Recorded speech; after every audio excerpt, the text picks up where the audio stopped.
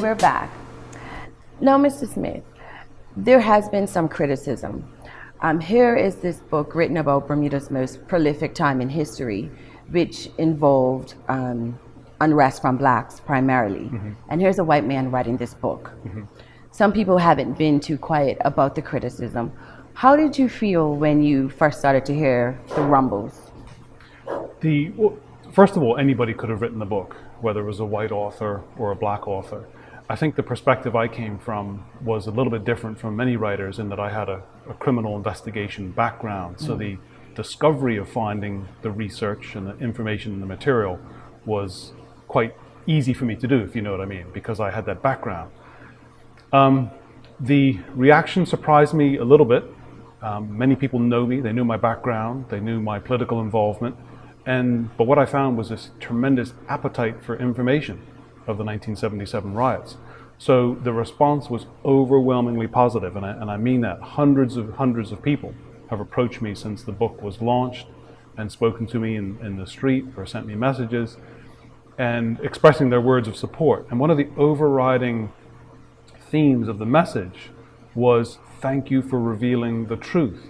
Now that kind of touched me because whether it was a white person revealing the truth or a black person, it didn't really matter.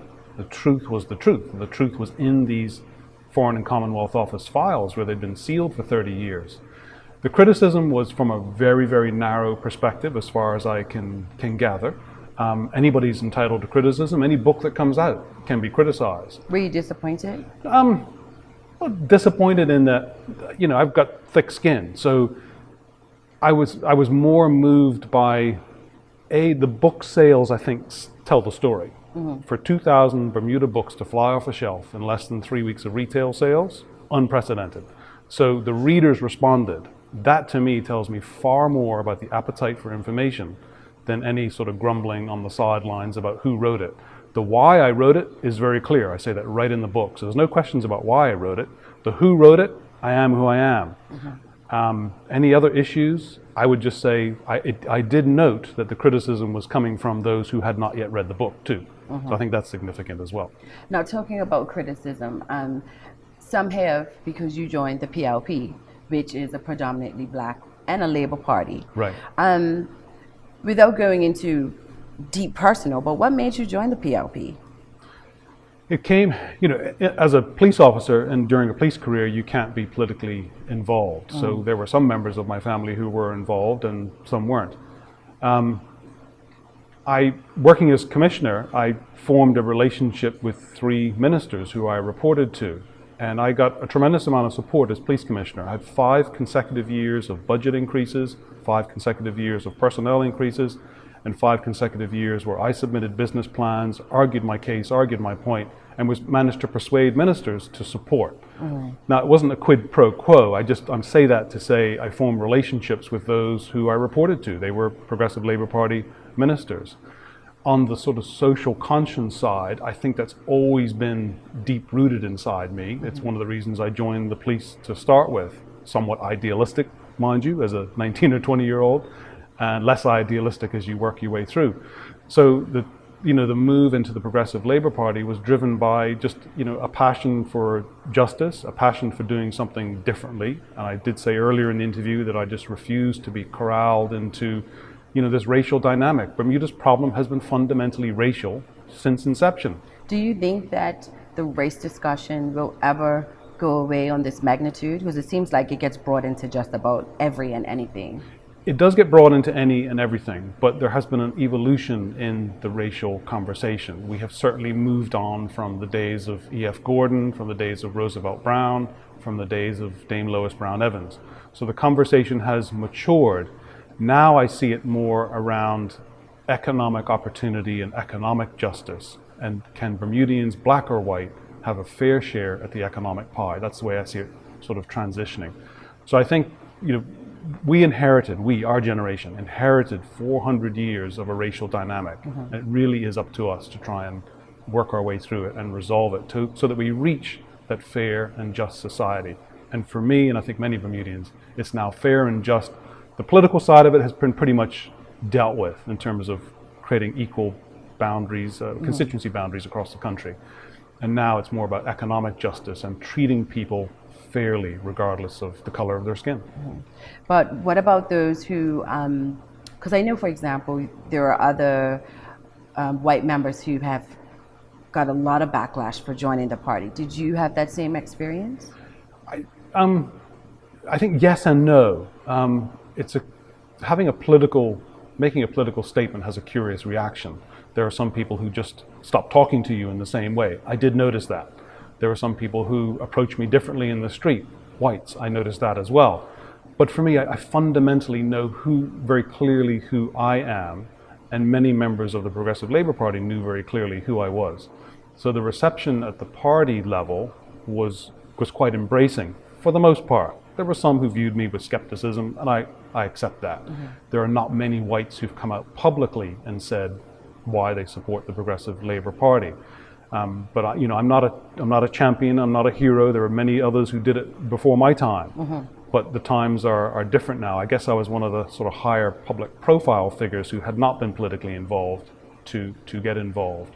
But I dismiss all what other people think, Carla, and just do what I do as 60,000 other Bermudians do. They try to make their contribution. They try to support who they believe is in the best long-term interests of the country, and that's where I am.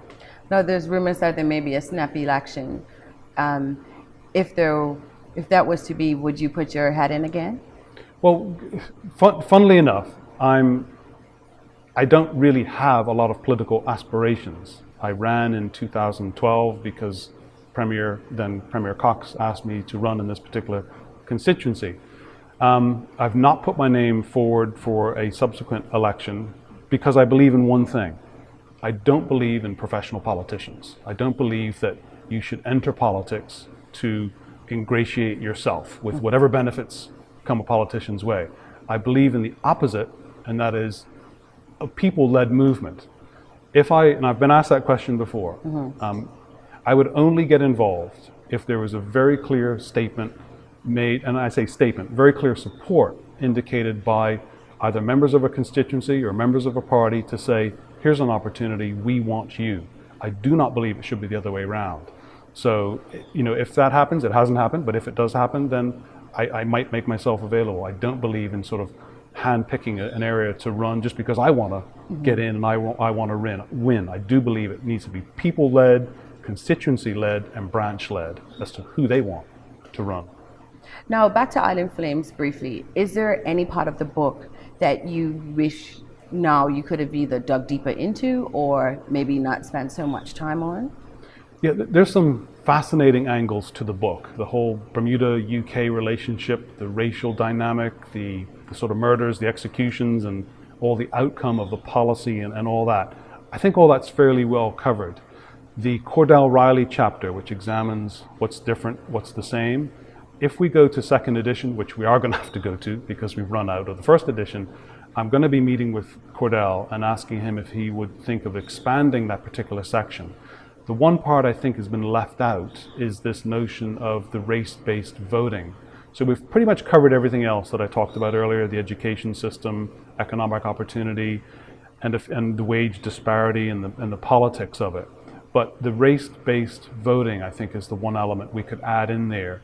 I was very conscious in putting the book together, Carla, to try and make a book contribute to relevance to a current day reader. So if anybody teenager and above is able to read that book, then that's when I think the book's a success. And to do that, I needed Cordell's chapter to really attach that relevance from 77 until now. Okay. So that's the part I think we'll expand on, is this sort of race-based voting, because that is really the fundamental issue.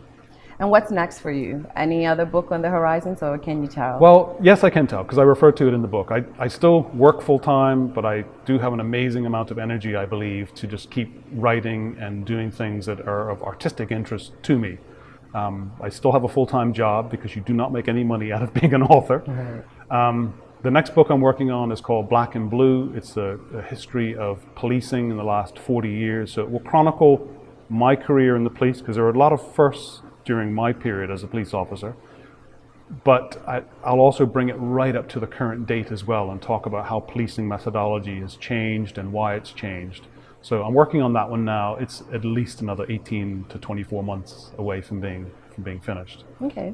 Well, thank you for being a guest on the show today. Thank you for the invitation, Carla. And congrats again on the success of the book. Thanks so much. Thank you. And I'm Carla Zuill with another episode of Straight Talk here at the Paradise Lounge. We'll see you next week.